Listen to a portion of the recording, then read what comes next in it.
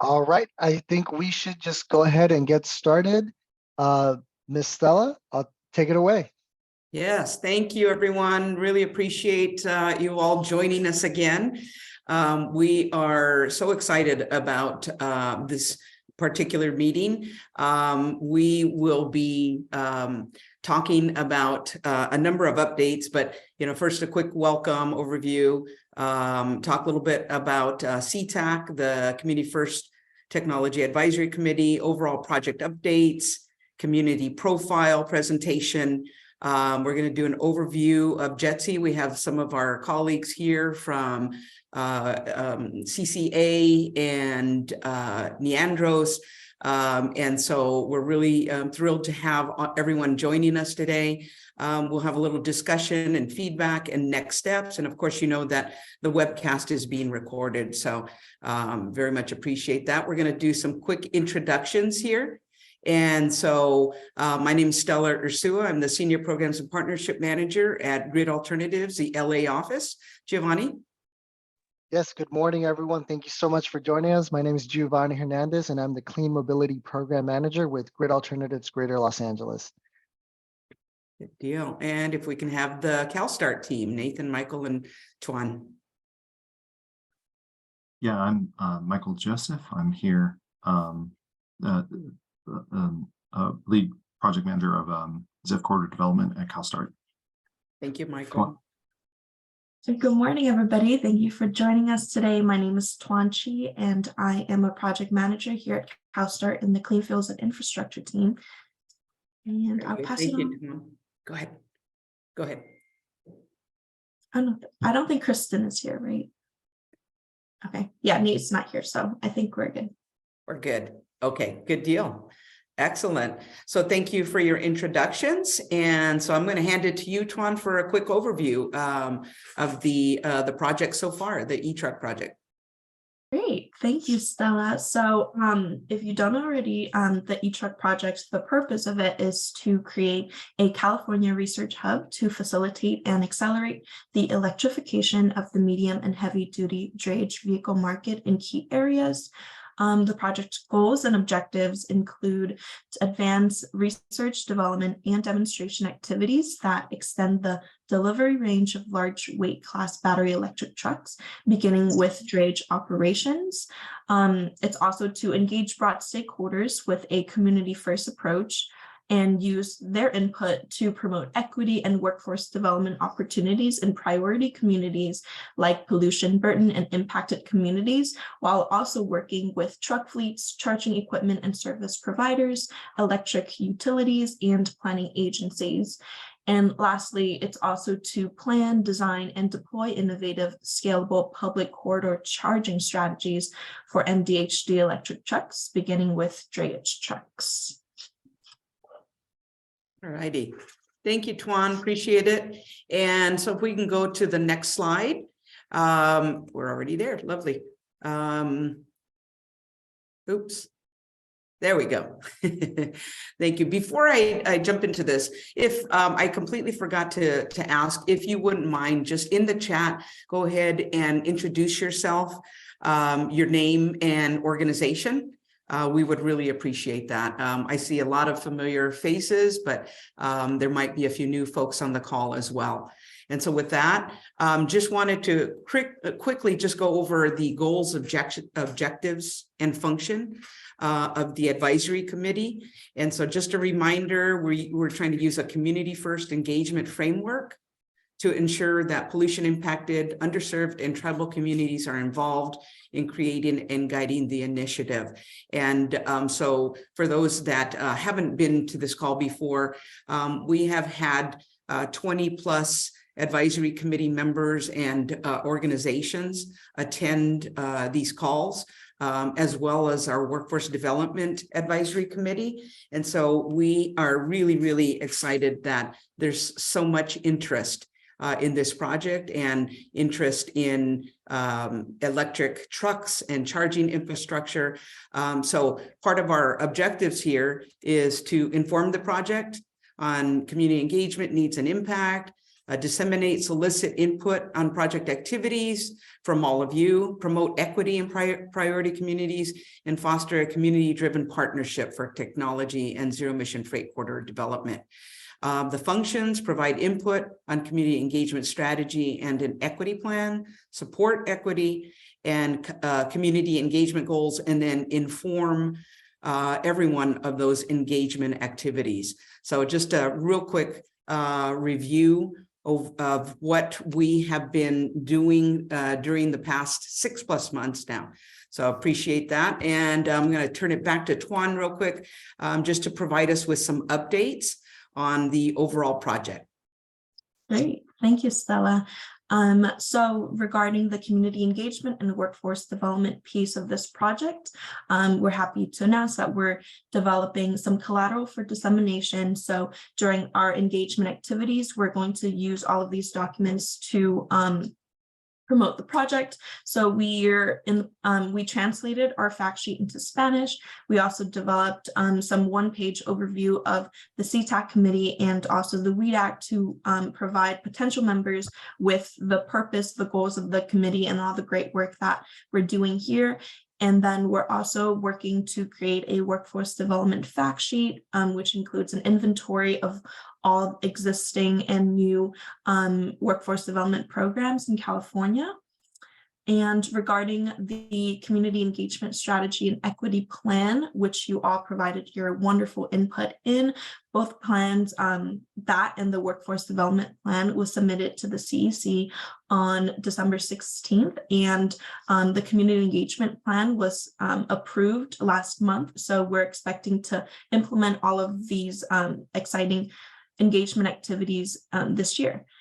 And next we have our CBO stipend opportunity. So part of this project, we're able to select 6 community-based organizations to support all of our engagement activities. So we're selecting 3 CBOs for our community engagement activities and 3 CBOs for our workforce development activities. So the GRID team and the CalSTART team, we're working to develop criteria to narrow down a list of the CBOs that we want to work with. So we'll provide you with more updates either via email or by the next CTAC meeting.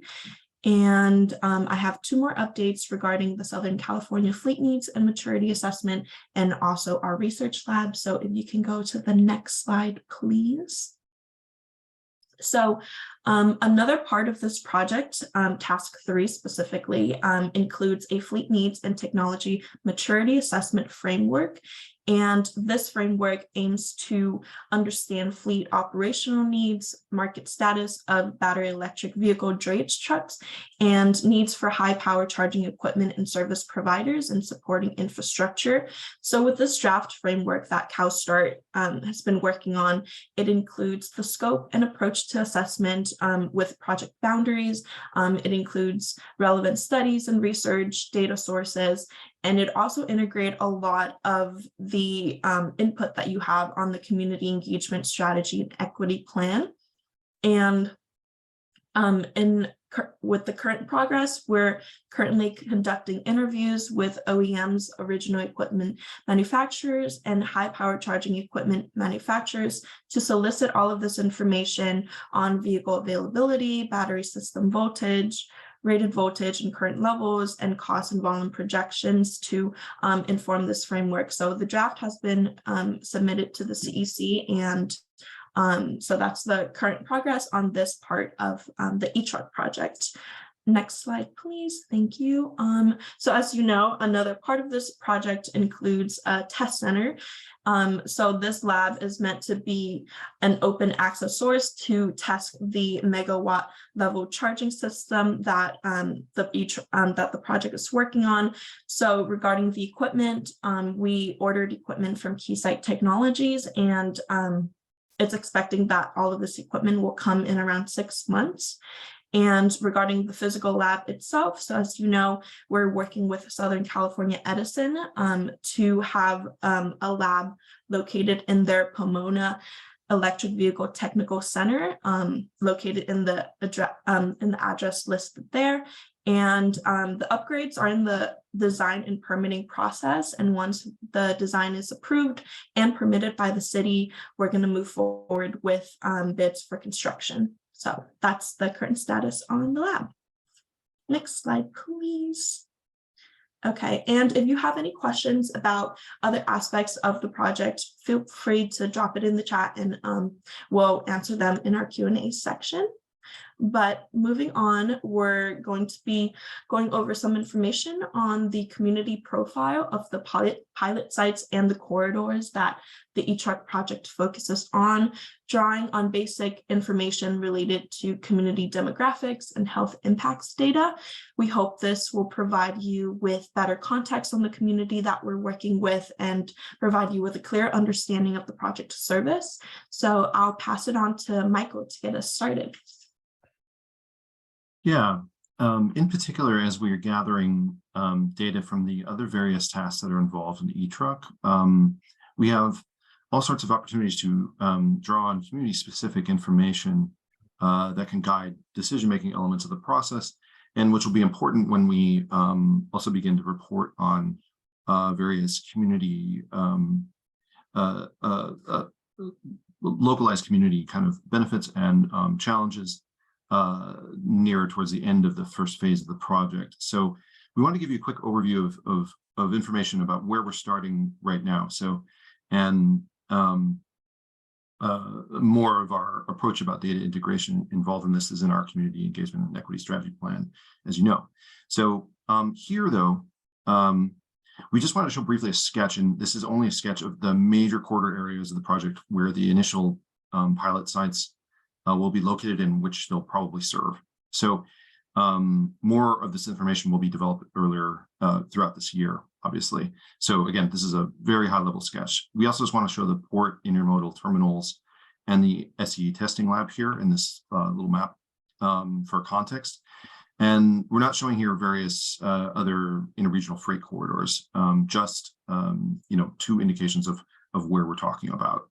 So there's important points just where I want to just show you where we're at. The land contained within the boundaries here of the ports, these like kind of these avenues here that indicate corridors, right, are not fixed and won't be fixed. In other areas of the project, we've indicated that, right, we're following a corridor designation process that's generally flexible and is operational in character. So it's not going to be exactly clear and definable, but again, these are kind of general indications. So you'll see, however, though, in the bottom left, there's the port and there's the MHX site that we're talking about. We can get more into this in the next slides between, and then the corridor and various arterials connecting to it between Carson and Ocean Avenue and the port. And then the other site near the Ontario Airport, the Travel Center of America site. So, oh, sorry, can you just stay real quickly on that? Next is, I just wanted to point out too that the areas that these are involved in initially in these 2 pilot site deployments are, right, the 710 and the I-10, which have histories which of community emissions impacts and things like that are already kind of outlined in our community engagement strategy and equity plan. So as well as other various plans. So we don't want to get too into the data there, but those are some of the other resources that we're drawing from when we're talking about community data in this task or any of the other tasks that are involved. So we can move on now. Tuan, you want to? Yes, thank you, Michael. So I'm going to go over the 2 pilot sites that we have for this project and the community that surrounds it. So like Michael mentioned, the 2 pilot sites so far are indicated here, one in Carson and the other one is in Ontario. And here's a first cut sampling of the basic community-centric information that's out there on these communities within a regional context. So data is gathered from CTAC's regional database regarding the 2 unincorporated communities around the site, i.e. the city of Carson and Ontario. And for both sites, we just want to indicate general information from SCAG and EnviroScreen, information like population, age, ethnicity, travel-dependent information. So here we can see that both areas experience higher than regional average public health issues given the higher rates of asthma and heart diseases. Both areas have higher than regional average percentages of the population who drive alone, and Ontario has a higher than average proportion of transit users. Finally, a larger proportion of the population's time to work is longer than the regional average. A fewer proportion of the population's commutes are less than 15 minutes compared to the region. Next slide, please. Regarding the MHX site pictured here on the slide, we conducted preliminary research on the community around it and found that the asthma rate in this area is at the 72nd percentile compared to the rest of the US, with the poverty rate at the 74th percentile and a diesel particulate matter rate at 61 percentile. Next slide, please. Regarding the pilot site in Ontario and the community around it, the asthma rate is at the 47th percentile, while the poverty rate is at the 27th percentile. And when it comes to pollution, the diesel particulate matter rate is at a record 97th percentile. So this is just a brief overview of the two pilot sites and the community that surrounds it. We hope it gives you a better understanding of the communities we serve and better inform the activities that we have in this committee. And I'll pass it on to Michael for the next section. Yeah, and I just saw the comment in the, there is data for NOx pollution. We can grab that. Again, these are kind of just, we're just giving a bit of a high level overview, but that is definitely something we should include in anything. What we're really interested in is that there's going to be data gathering opportunities, data generation opportunities as part of the various tasks that are involved in this process. And so, yeah, we need to know if there are specific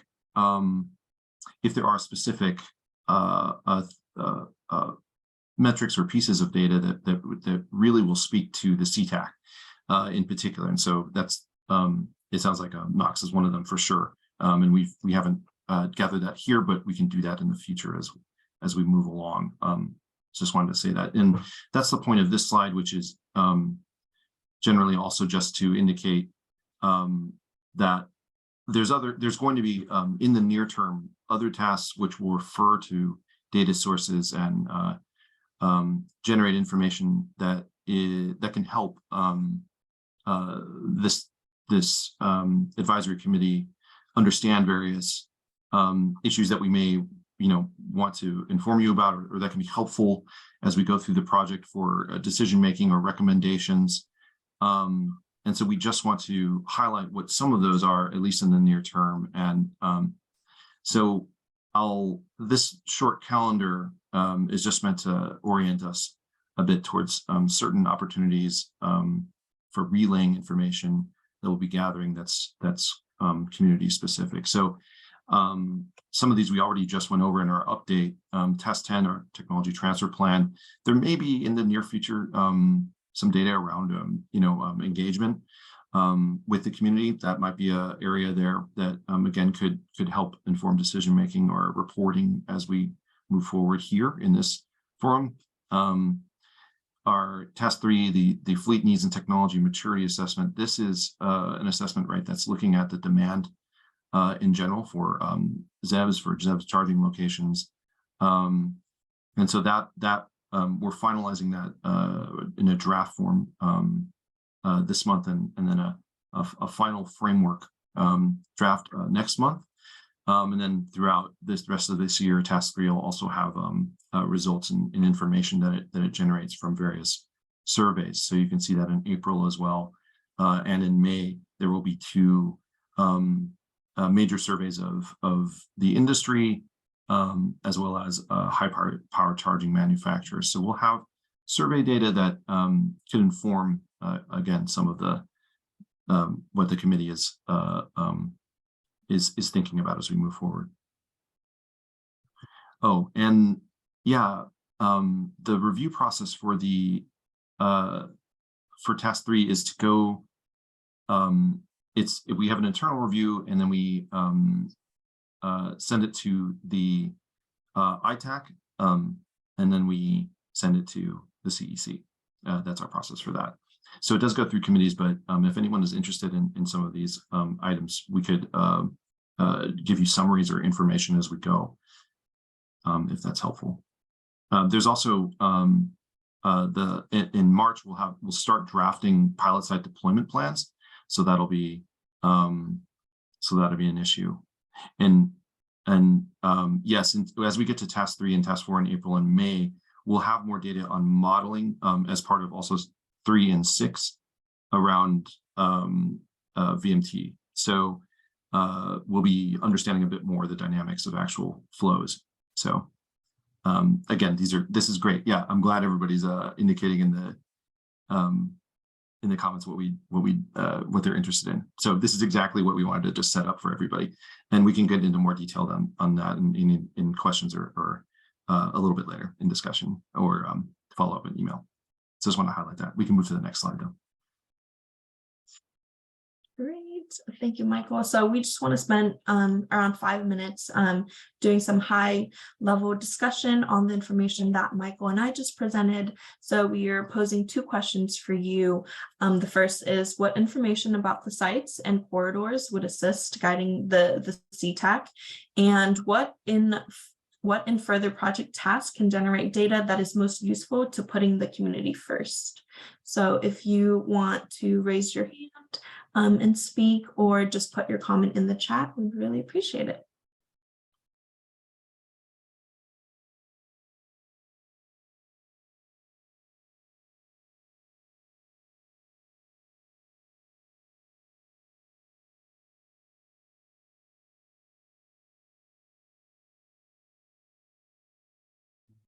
I don't see any questions, Tuan and Michael. I do see Patricio and Marla. Patricio first. Oh, sorry. Hey, Patricio Portillo with NRDC. I had a question, and I can't remember if we talked about this in the previous call, but what is so I think the focus on drayage makes a lot of sense, and that's terrific that that's kind of where you all are starting. And I'm curious, is the definition of drayage, like what is the definition of drayage that you're using? Is it the drayage registry definition, or is it more expansive than that? Yeah, that's a great question. What we're currently working with is various market segmentations derived from CalHeap and kind of inflecting them through updating efforts that'll be involved in the modeling tasks. So we'll be also kind of in dialogue with various market segmentations used by heavy load, which will be part of the CEC's heavy load model. So it's that's a bit of a question. So we're basing it on some previous market segmentations, but then we're also, refining them as we go. So that's just the market segmentations. And then when it gets down to the definition of drayage, yeah, it's we're thinking of it as drayage and a little bit of short haul based on, and this is based on the fact that MHX has its particular dynamics for its operations are that kind of a model. So that's where that's moving. Does that answer your question? It's a bit fluid. Yeah, I think that gets to it. I guess I was just gonna say, having a more, I think there's a need to have a more expansive definition of drayage, because there are the vehicles that operate at the ports and rail yards, but then there are all of these sort of intermediary steps that function like drayage.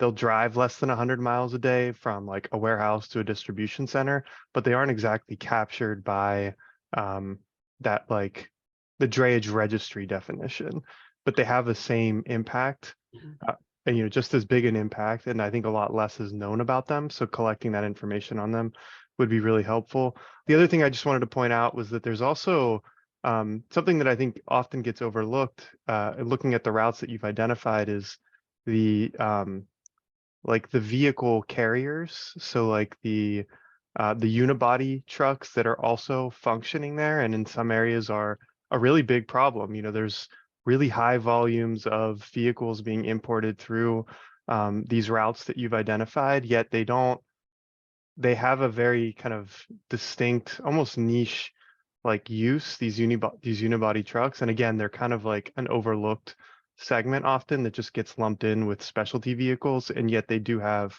kind of this outsized impact as well. So particularly on the routes that you've identified, I think it's worth maybe for further exploration, looking into those. That's great. Yes, I'm taking notes. We'll look into that and follow up. Marlon? Yeah, thanks, Michael. What fraction of the truck traffic, or how many trucks do you anticipate being part of this demonstration?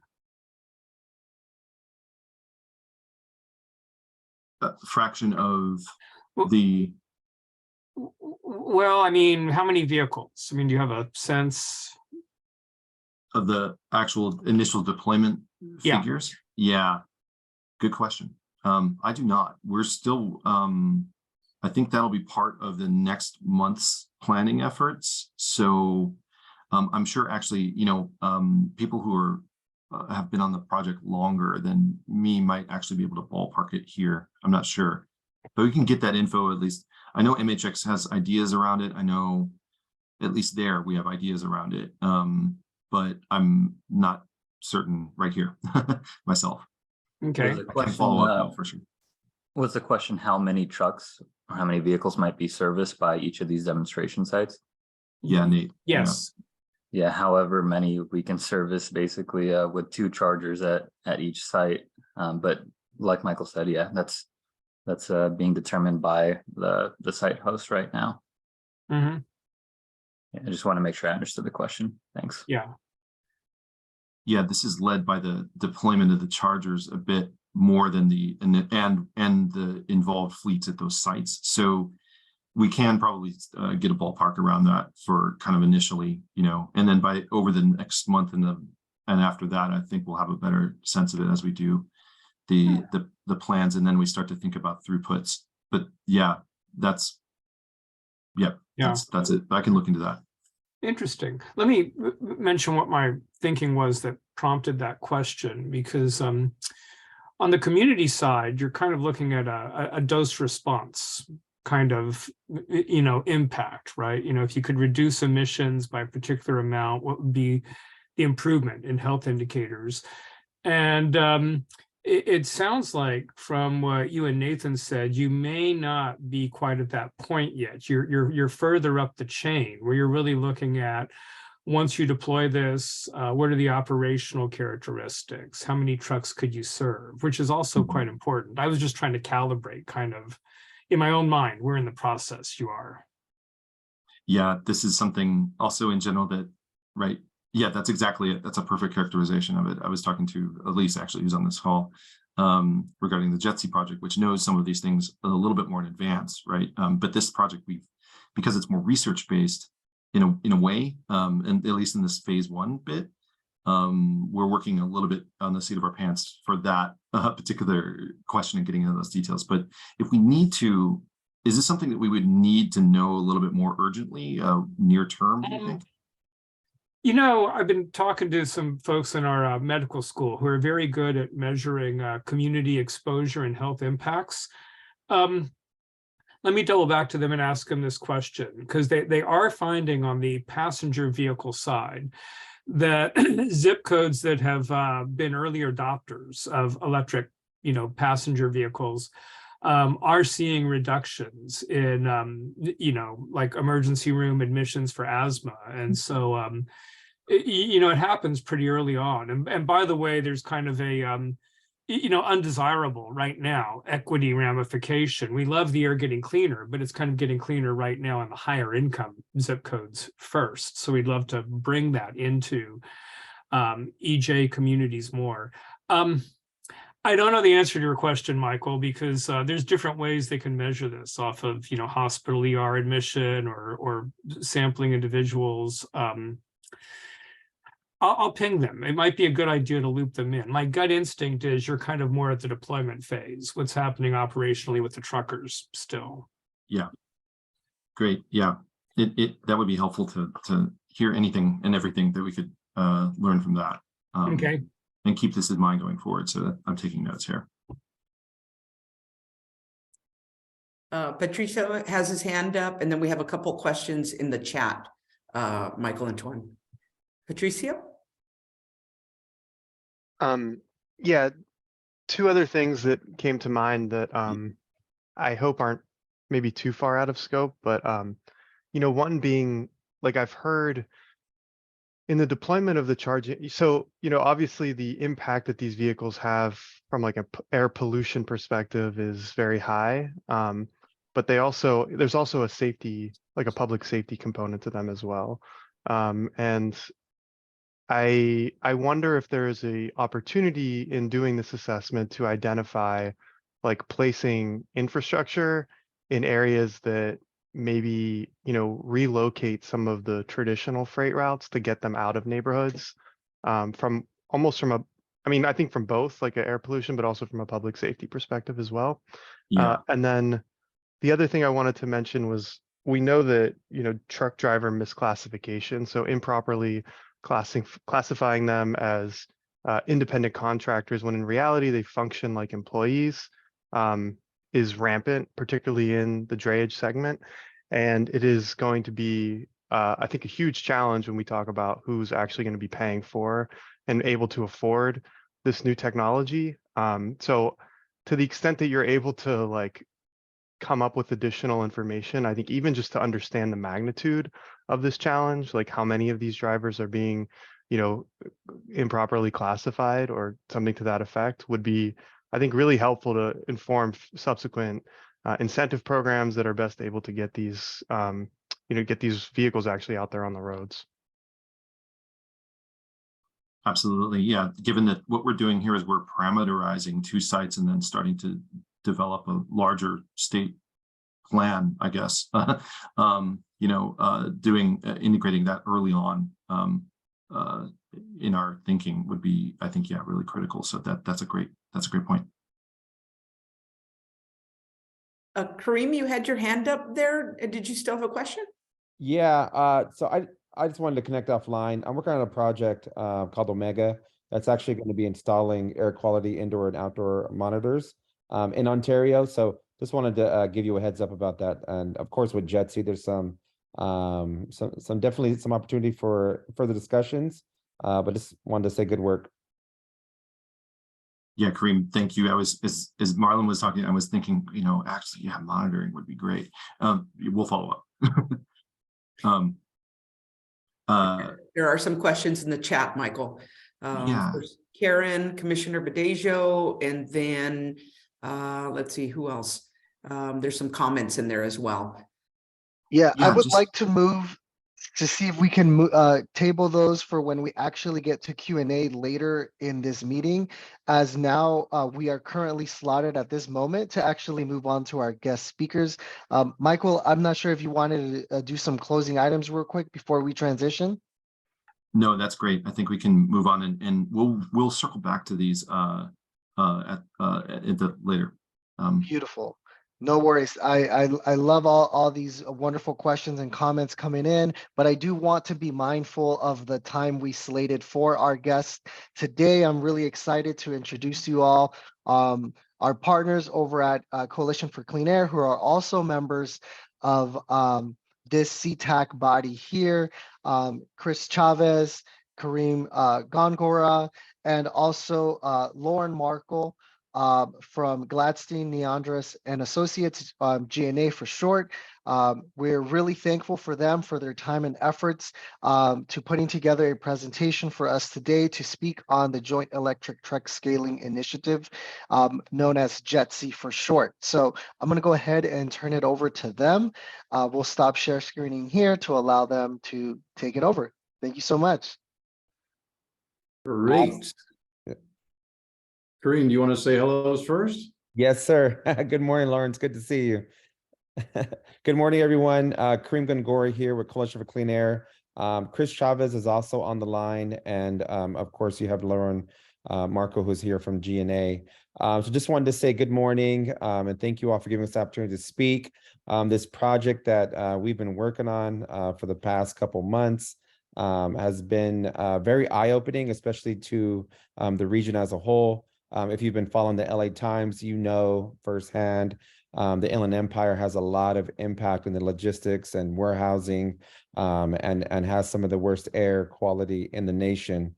So this project in particular is a model project that's looking at how to scale the implementation of battery electric trucks.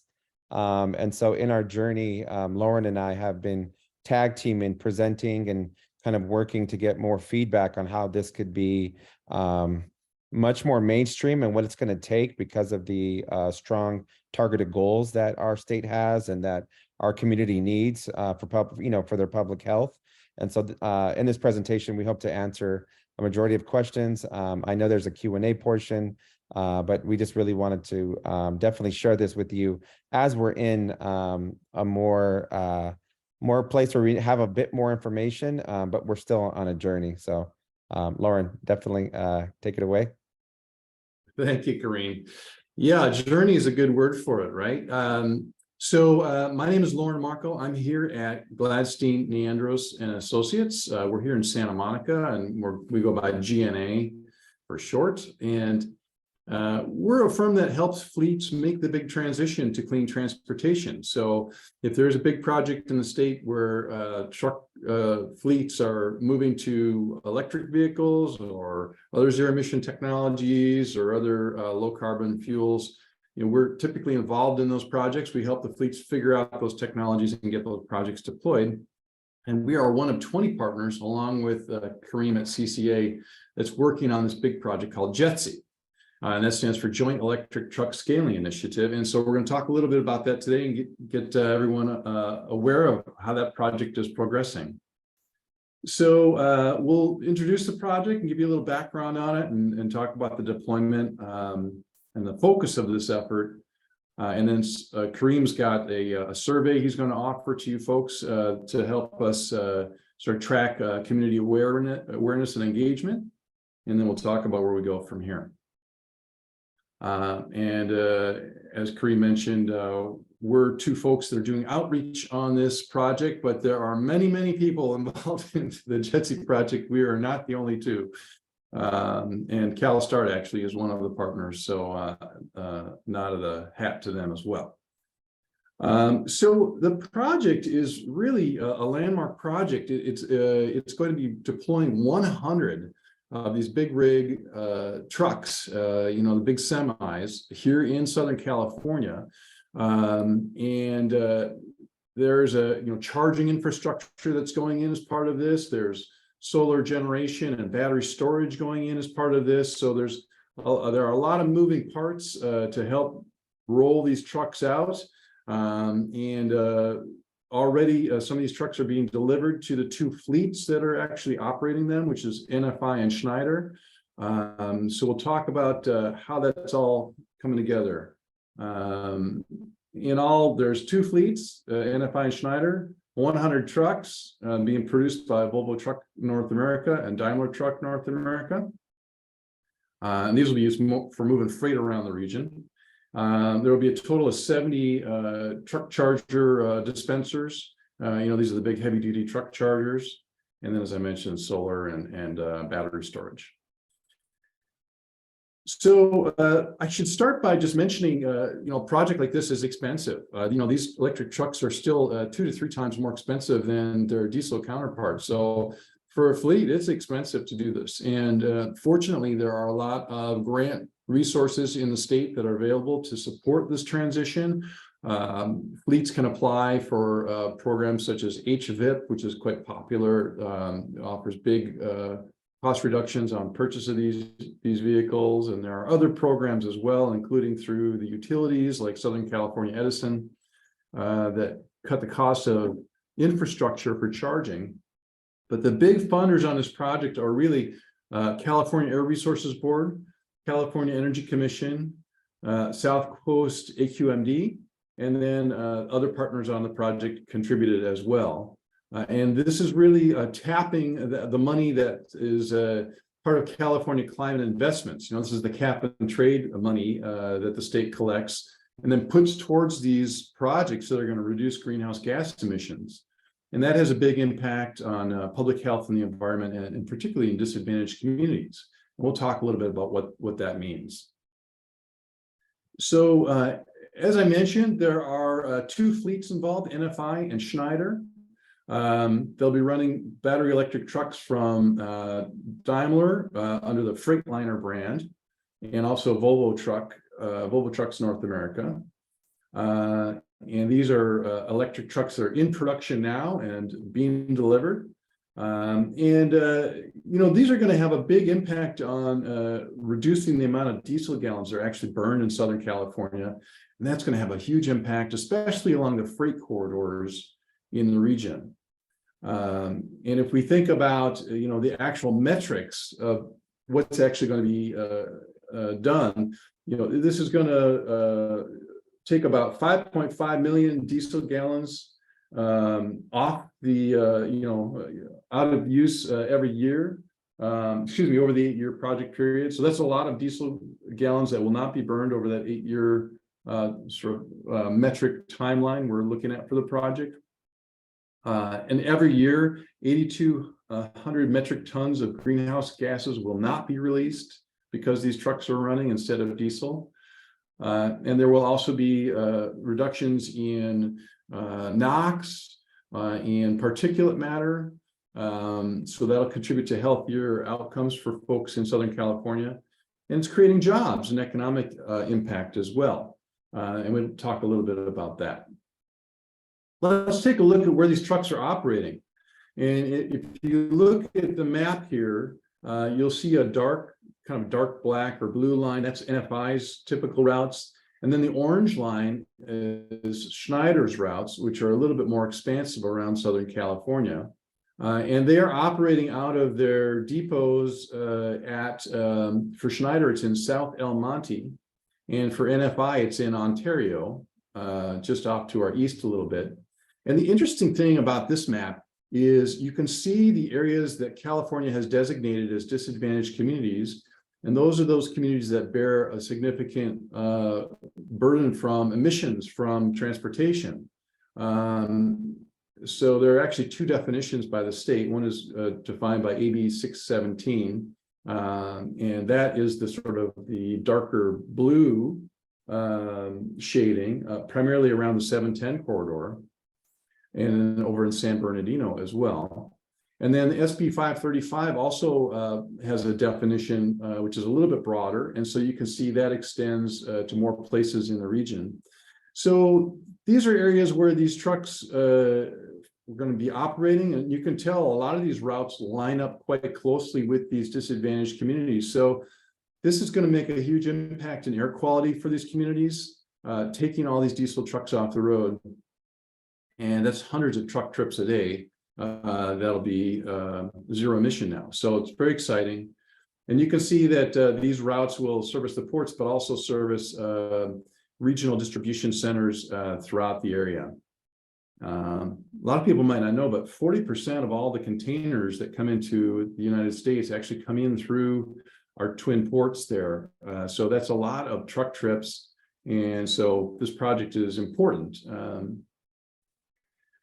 One of the things about this project is there have been a lot of small pilot projects, 1 or 2 trucks here and there to give the fleet some experience, but we're trying to scale this up and to have a meaningful impact. And you've got to get quantities of trucks on the road to do that. And so that's the whole idea. We want to show you can do this at scale. And really, the work that goes into this project, we're hoping will be a blueprint for other fleets here in Southern California, across the state and across the nation, to look and go, hey, they rolled out 100 trucks here. We can do that too. We can draw from these best practices. And one of the big goals for this project is to publicize all that, to show, how did they do this? What kind of equipment? What kind of challenges did we run into in this project? And then other fleets can look at that and those lessons learned and have even greater success with their deployments. So it's an important project from that regard. Right now, the 2 fleets are starting to accept truck deliveries. Those are scheduled to be completed by June. And the project partners right now are working on training their staff, putting in charging infrastructure, and a lot of other elements of this project. So there's a lot going on behind the scenes right now as we're getting ready to roll those trucks out this year. Here's kind of some of the by the numbers for the actual deployment. It's going to be 50 Class 8 trucks at each of the 2 carriers.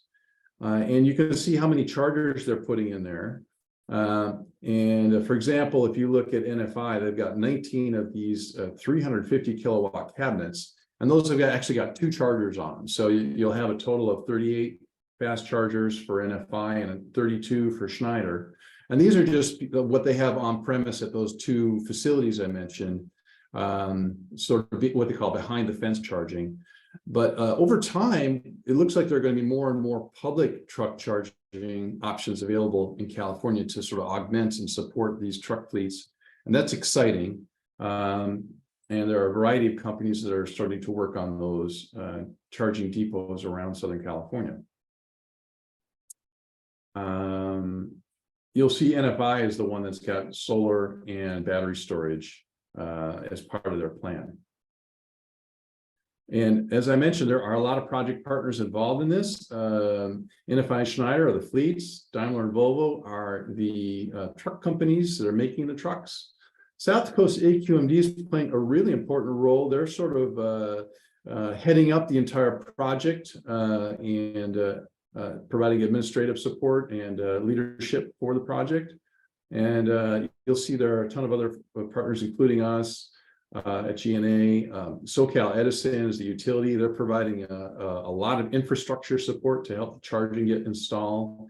And other partners will be doing analysis and doing optimizing route planning, trying to understand the total cost of ownership, helping put together case studies, right? So EPRI, UC Riverside, they'll be providing support in some of those capacities. And there will be a brand new website that's going to be coming online here right around the 1st of March. There's currently a quick website that's available if you go to jetseaproject.com, and you'll learn some more details. But by about March, early part of March, we'll have a very in-depth website with all kinds of FAQs and information for other fleets to emulate and duplicate what's going on with JetSea. So that's a quick snapshot of the project, and a lot going on right now with charging getting installed and trucks getting delivered, and not too long you'll start to see these trucks on the road. So that's pretty exciting. And with that, I'll turn it back over to Kareem. He'll talk a little bit about a survey that we're doing. Awesome. Thank you, Lauren. Appreciate that breakdown. So one of the key initiatives of this project is engaging and outreaching to the community at large. And so at CCA, what we're kind of tasked with is meeting with the different groups that would be impacted, from community all the way up to the business groups and even the truckers themselves. And part of our goal is kind of building a coalition that will have the ability to communicate about this project and its impact its positive impact it will have on the community. I think in our initial outreach and engagement, we've gotten a lot of good questions. A lot of folks are really excited about something like this because of the potential for its impact when it comes to mitigating emissions and also just setting us on a path to a renewable future.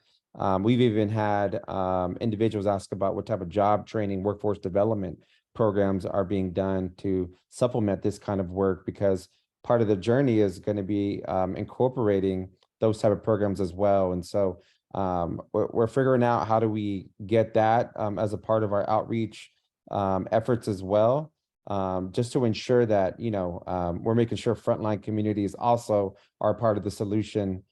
Because at the end of the day, in order for us to get to where we want to get to, we do need single truck operators and most operators to move towards an electrified fleet. And so, but it's not without challenges. And so in our outreach and in the survey that we're doing, we're really polling and trying to get a basis of understanding, like to set a benchmark. And we're hoping with all of our efforts, our communications, we have a requirement to reach out to environmental justice, public health, business and government and policymakers to identify and kind of keep this conversation elevated to the point that, we're finding solutions for the challenges that come across, and then also bringing in those partners to help us make this a success. Because at the end of the day, this is going to be used as a model for other organizations and other companies of this scale to integrate and incorporate these type of operations. So the link is on there. I'll send it to via email. Oh, I just saw someone's posting it in the chat.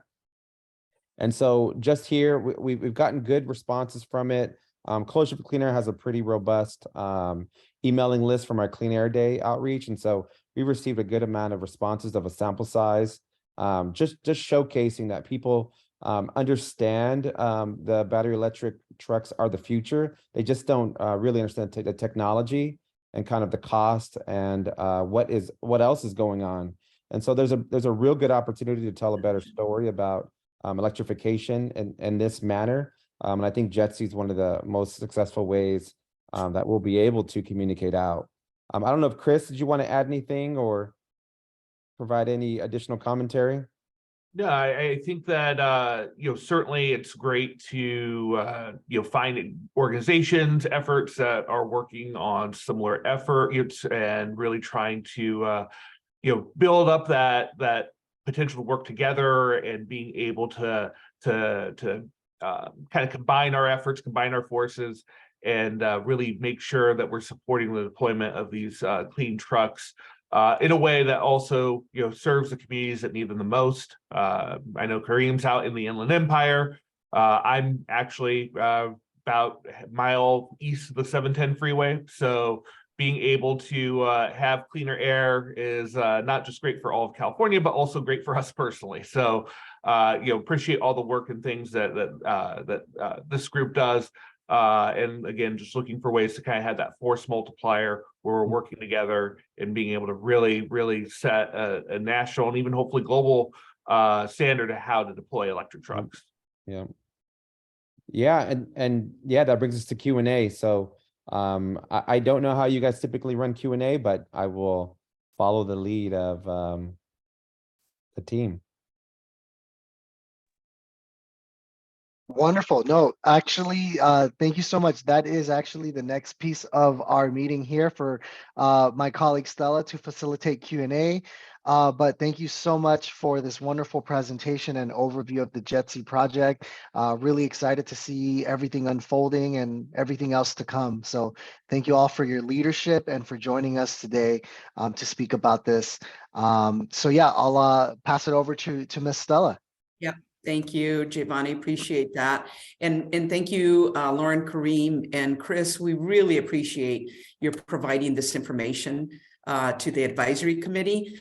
We wanted to show just the connection to all the work that's taking place out there. We wanted to show and talk about community impacts and the fact that we are trying to make sure that everything that we're doing, that the community is aware of, and that there's involvement at the community level. So we really appreciate this. And there are so many projects that are taking place right now. And so we just happened to come across the JETSI project right after our last meeting. And then it's like, oh my God, we need to have them come in and do a little presentation. And so thank you all for that. So now we want to go to any questions that folks might have for the team here. I know there were still some questions from the previous discussion, but any questions about the JETSI project right now? And if you want to raise your hand or put it in the chat, I'll just take a look. And Giovanni, if you could just help keep an eye as well. Let's see. And Stella, while we're waiting, I just want to say thanks to Grid Alternatives and eTruck for having us on, and CTAC. It's great work that you folks are doing, and I have huge respect for Grid Alternatives and all your work.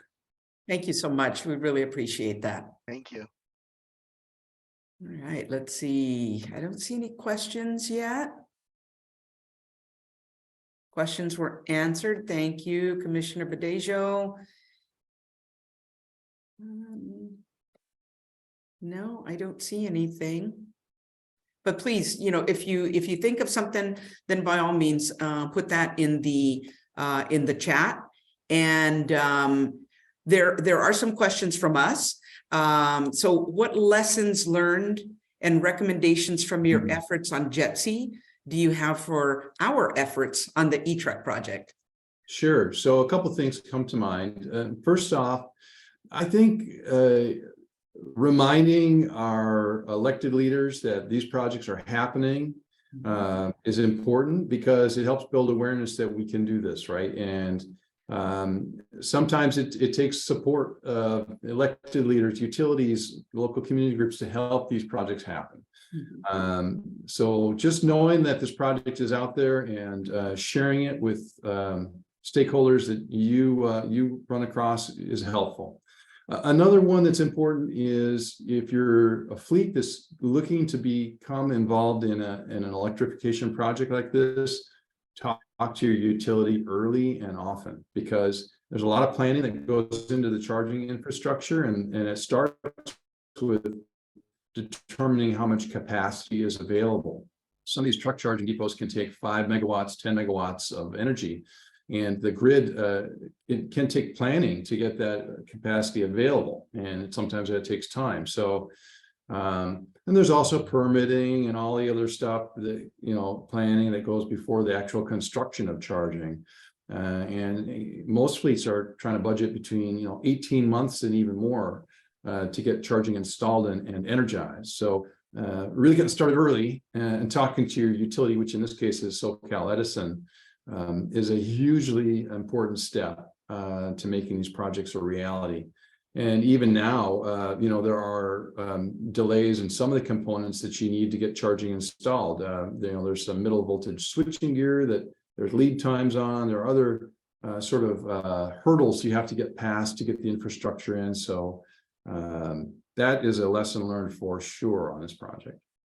And really quickly to Lauren's point on elected officials, I think that's even more important this year because of the proposed budget, which is does a significant cuts to the medium and heavy duty incentive programs, and that could be a whole discussion point on its own. But I think that the advocacy and of course understanding also limitations and grant requirements that you have, but really making sure that the local and state elected officials know that projects like what you're doing, what we're doing, and the benefits it has to your communities is maybe very important this year. Absolutely. Thank you, Chris and Lauren. Really appreciate that. We do have just a few questions for the advisory committee members. And so if we can go to that next slide there. Thank you. What if any, are some general concerns or attitudes that you have about the project, or just general questions? Folks, please, raise your hand or go ahead and add this to the chat. So anything that you're thinking about after you learned about the JETSI project?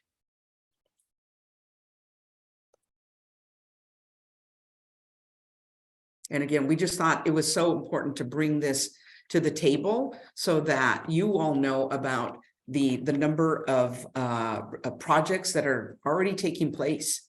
There's a handful of them, and so we want to make sure that you're aware that this work, that this is not the only project. There's a lot of activity. There's a lot of initiatives that are taking place here across Southern California, across the state. So it's a really interesting time, really is. So any concerns, attitudes you have about the project? If not, we can go to the next question. Let's see. Next slide. What are the gaps that we need to fill? And this one, I just want to clarify, is specific to E-Track. So for our particular project, we're focusing on E-Track, and everything we've discussed in the up until this point. What are some things you feel where we need to fill in some gaps for the E-Track project? Thank you, Giovanni. So looking for hands. Nothing in the chat.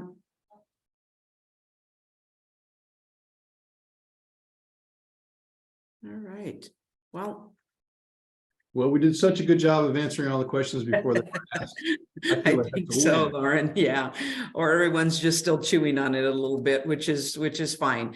If you think of any questions, by all means, drop it in the chat. Let's see. Do we have any more questions? I think that was the last one. I see. Marlon.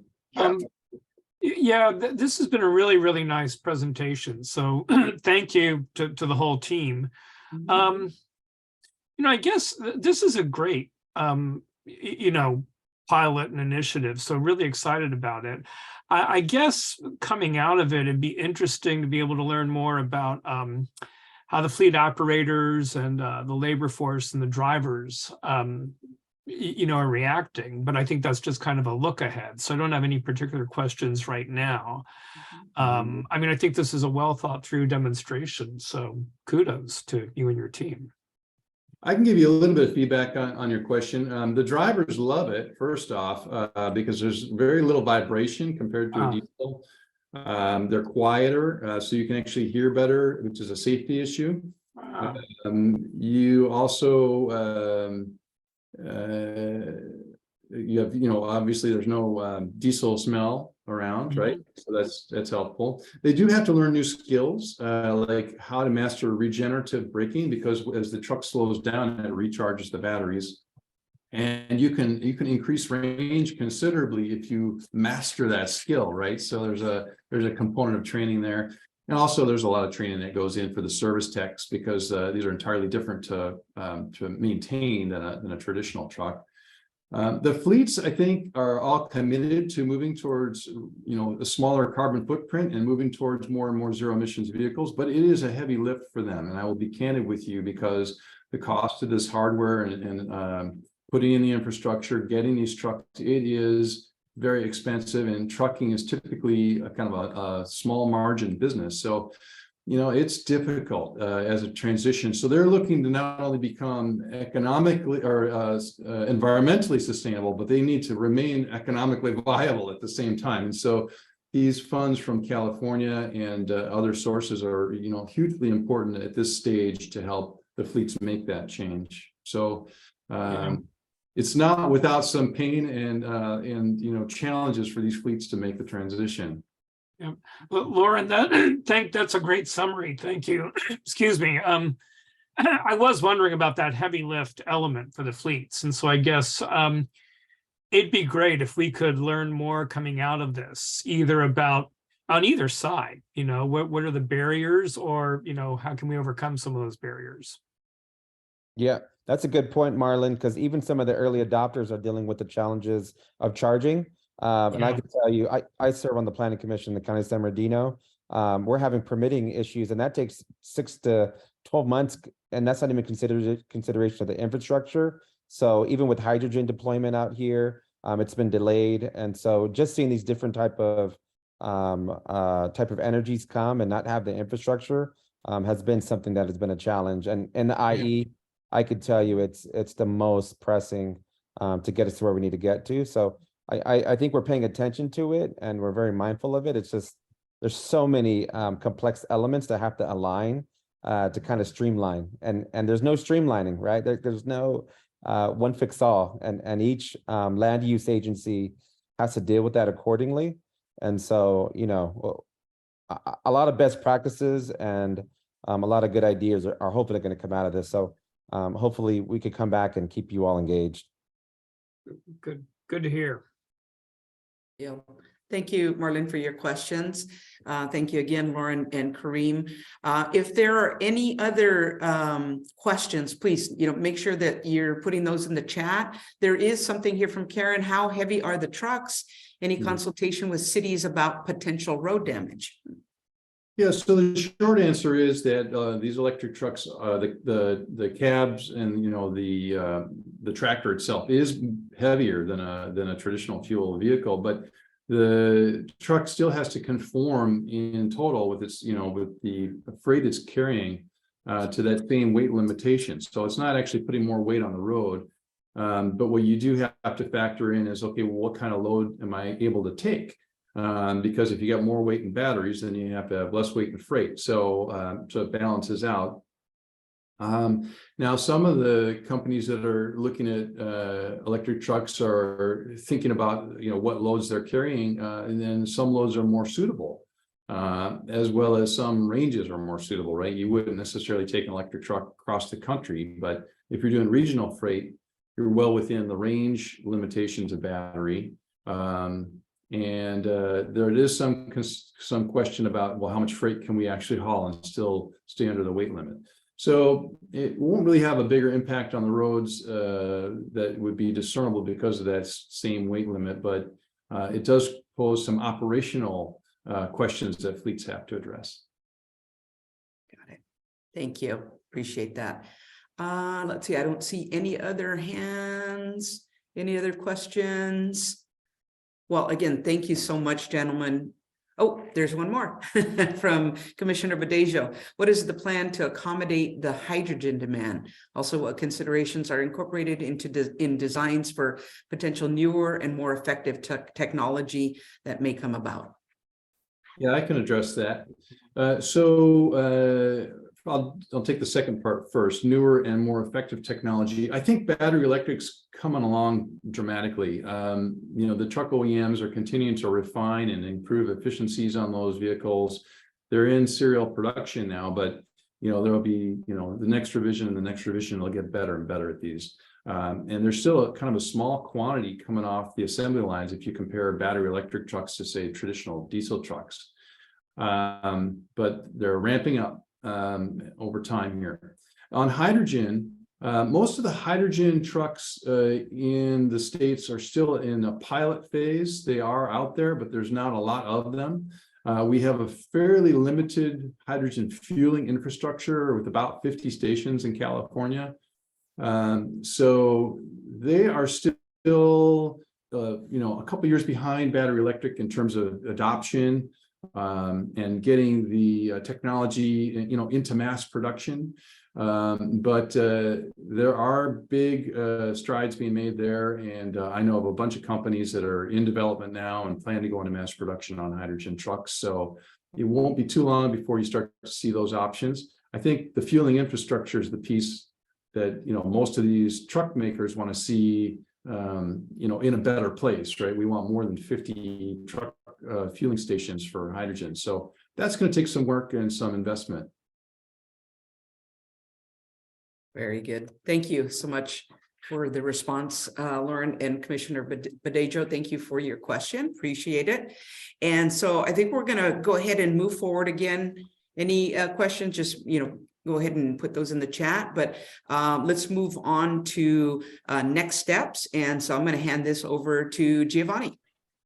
Thank you, Ms. Stella. Just, I guess, one quick question to our CalSTART team, Michael, in specific, if there was anything he wanted to address before we move on to next steps, just from the earlier discussion we were having from his presentation, him and Tuan's presentation, any other points that they wanted to finish making or unanswered questions that they wanted to address during this part. Just wanted to provide the space there if there's anything else there on their end. If anybody has any further questions, we can chat now. But I have been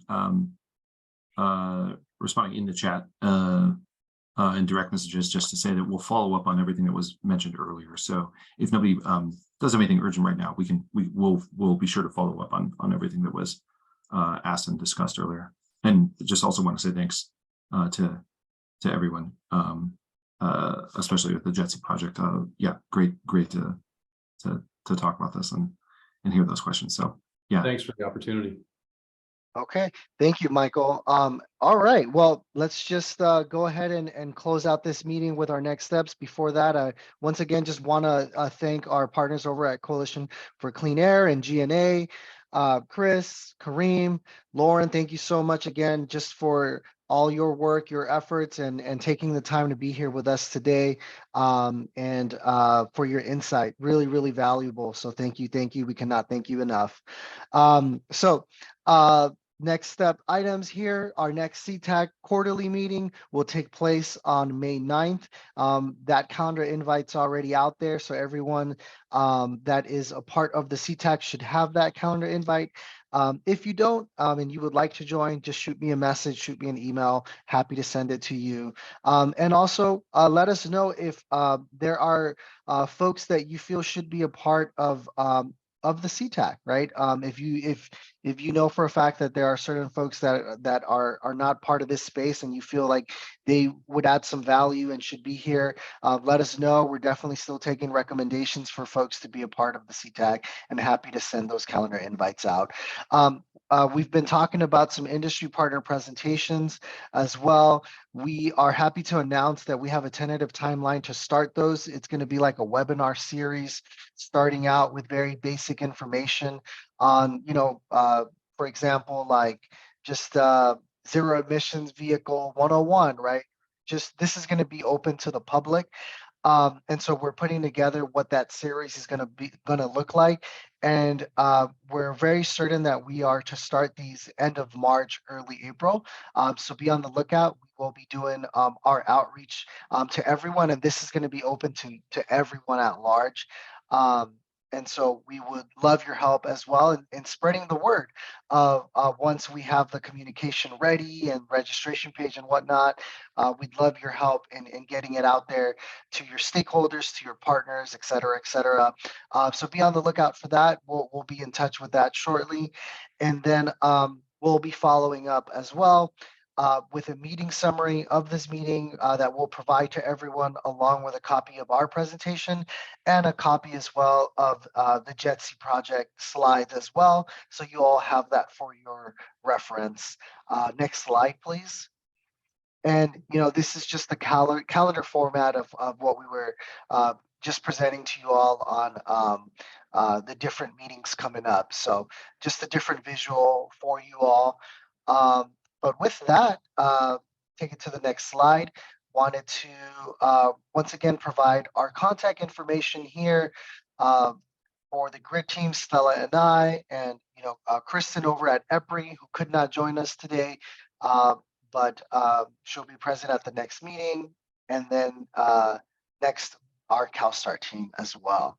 So I'll once again just want to thank you all for joining us today, for your commitment to this project and similar projects, and we look forward to future input and insights. We'll also make sure to, as well in the follow-up email, embed all of the links provided from our JETSI presentation to their website, the survey link, and we'll also embed any of the discussion questions we added. And feel free to send any input that maybe you think of after this meeting.